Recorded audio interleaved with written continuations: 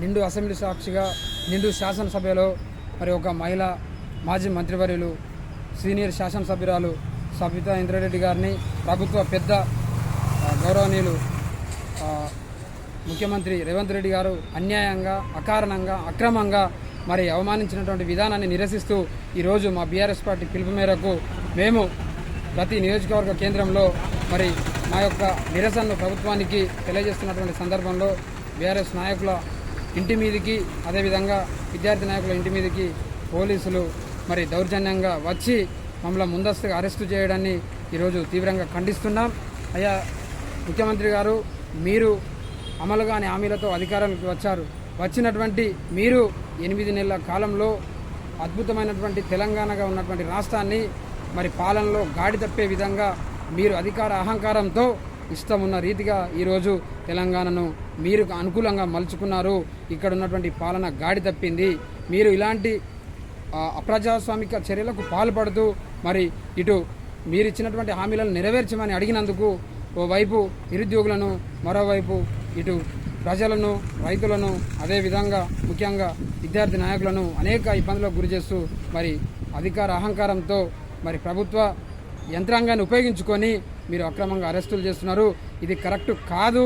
మీరు ఇచ్చినటువంటి హామీలను నెరవేర్చమని అడిగినందుకే, మేము ప్రజాస్వామ్యబద్ధంగా అడిగినందుకే ఇన్ని రకాలుగా ఇబ్బంది పెడితే మరి ప్రజలు గమనిస్తున్నారు.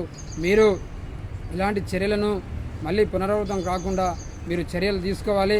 ఒకవేళ గిట్ట చర్యలు తీసుకోకపోతే తప్పకుండా మీరు దీనికి తగిన మూల్యం చెల్లించాల్సి ఉంటుంది. ఎందుకంటే ఇక్కడ అధికారం ఎవరికి శాశ్వతం కాదు. అధికారం వస్తూ ఉంటుంది, పోతూ ఉంటుంది. కానీ సభ మర్యాద, శాసనసభ యొక్క గౌరవం ఇక్కడ ఇంపార్టెంట్, చాలా ముఖ్యం. కాబట్టి మీరు ఒక స్త్రీని అవమానపరిచి ఈరోజు మహిళా లోకమే తలదించుకునే విధంగా మీరు చేసిర్రు.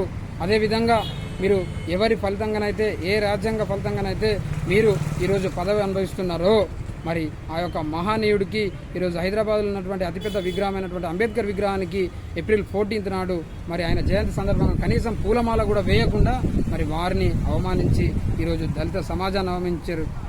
ఒకవైపేమో ఈరోజు మహిళా లోకాన్ని, మరోవైపేమో మరి దళిత సమాజాన్ని అవమానిస్తూ మరి మీ ఇష్టం ఉన్న రీతిలో పాలన చేస్తున్నారు. ఇది కరెక్ట్ కాదు.